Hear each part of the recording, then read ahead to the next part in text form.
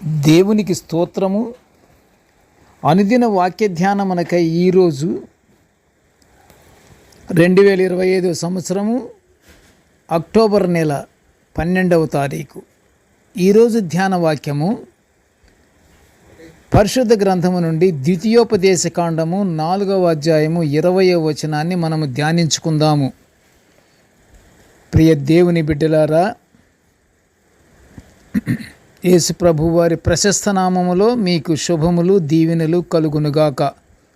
నేటి ధ్యాన వాక్యాన్ని మనము శుద్ధ హృదయముతో దేవుణ్ణి స్తుతించుకుంటూ మనము ధ్యానించుకుందాము. నేటి ధ్యాన వాక్యాన్ని మనం ఒకసారి పరిశుద్ధ గ్రంథము నుండి చదువుకుందాము. ద్వితీయోపదేశ కాండము 4:20. యెహోవా మిమ్మును చేపట్టి నేడున్నట్లు మీరు తనకు స్వకీయ జనముగా ఉండుటకై ఐగుప్తు దేశములో నుండి ఆ ఇనుప కొలిమిలో నుండి మిమ్మును రప్పించెను. ప్రియ దేవుని బిడ్డలారా, ఎంత బలమైనటువంటి వాక్యము! ఈరోజు ప్రభువారు ఉద్దేశించిన దానిని ఎవరు మార్చగలరు? ఐగుప్తు దేశంలో ఉన్నటువంటి ఆ యొక్క ఇజ్రాయేలీల జనాంగాన్ని ఇనుప కొలిమిలో నుండి రప్పించాడట ప్రభువారు దేవుడు.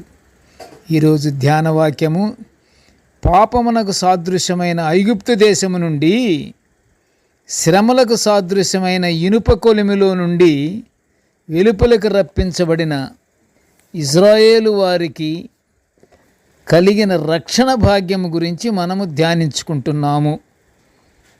ఇజ్రాయేలు జనాంగానికి రక్షణ భాగ్యము కలిగింది. రక్షణ భాగ్యము కలిగింది కనుకనే పాపపు కోపములో పడి అదే ఇనుప కొలిమిలో సాదృశ్యంగా తీసుకున్నారు. ద్వితీయోపదేశ కాండము నుంచి వెలువడుచున్నటువంటి ఈ యొక్క వాక్యము పాపమునకు సాదృశ్యమైన ఐగుప్తు దేశము నుండి శ్రమలకు సాదృశ్యమైన ఇనుప కొలిమిలో నుండి వెలుపలకు రప్పించబడిన ఇజ్రాయేలు జనాంగం గురించి మనం ధ్యానించుకుంటున్నాము. ప్రియ దేవుని బిడ్డలారా,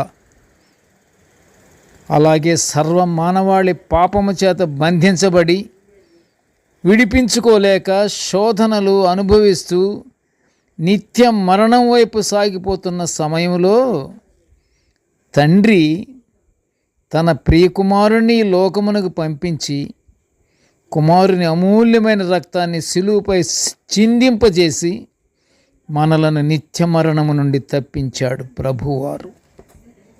ప్రియ దేవుని బిడ్డలారా, ఇజ్రాయేలీల జనాంగం ఎలాగా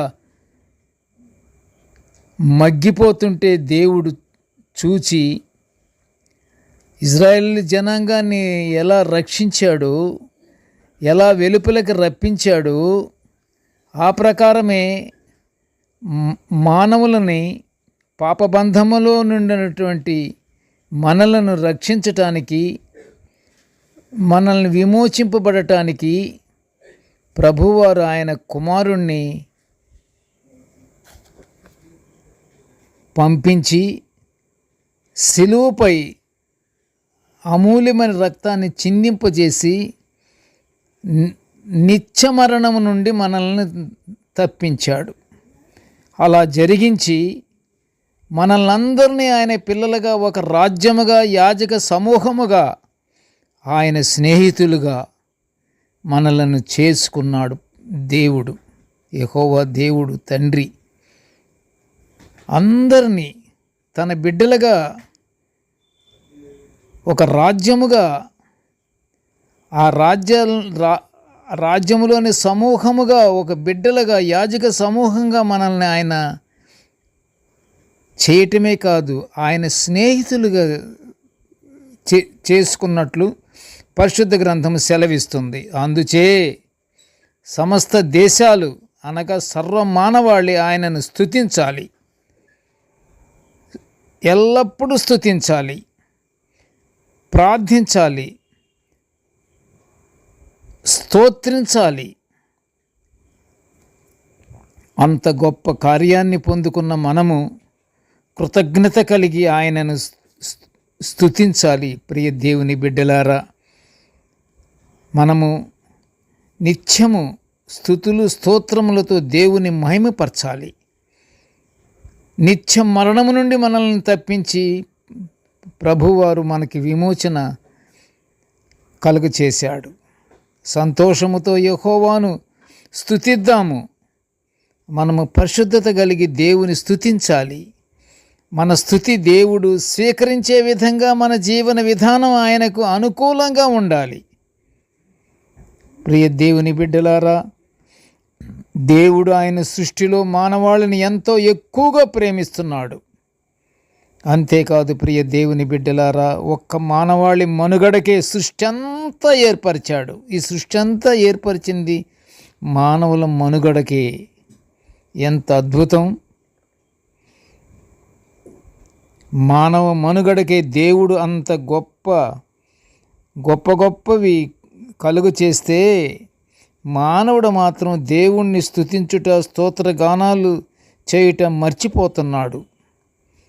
అయినా దేవుడు ఆయన ప్రేమను అందరి మీద వర్తింపజేస్తున్నాడు. స్తుతించే వారి మీద వర్తింపజేస్తున్నాడు. స్తుతి చేయటం మర్చిపోతున్న వారి మీద చేస్తున్నాడు ఆయన ప్రేమని. మనం మన దేవుని హృదయపూర్తిగా ప్రేమిస్తూ ఆయన దీవెనలు పొందుకుందాము. దేవుని కొనియాడి దేవుని మహిమపరచుచు మనము పరలోక ఆశీర్వాదాలు పొందుకుందాము. ప్రార్థన చేసుకుందాము. కృపగల తండ్రి, జీవముగల నాయన, నీకు స్తోత్రాలు, స్తోత్రములు, స్తోత్రములు, స్తోత్రములు తండ్రి.